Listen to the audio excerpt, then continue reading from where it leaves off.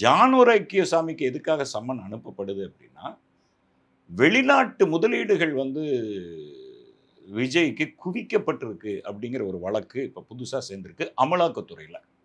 குறிப்பா அசர்பைஜான், ரஷ்யாவினுடைய பார்டர்ல இருக்கிற நாடுகள்ல இருந்து நிறைய முதலீடுகள் இங்கே குவிக்கப்பட்டிருக்கு. ஜனநாயகன் படத்தினுடைய முதலீடே விஜய் தான் அப்படிங்கிற ஒரு குற்றச்சாட்டும் இப்ப எழுந்திருக்கு. ஸோ இது அந்நிய செலாவணி அப்படிங்கிறதும் ஒண்ணு இருக்கு.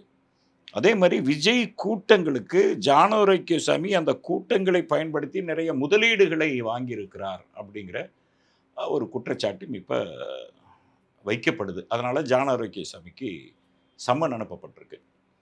இப்போ கரூரினுடைய வழக்கு, அந்த கரூருடைய வழக்குல முன்னணி பொறுப்பாளர்கள் கொடுக்கிற ஸ்டேட்மெண்ட்டும், விஜயினுடைய ஸ்டேட்மெண்ட் எல்லாமே ஒப்பிட முடியாத அளவுக்கு இருக்கு.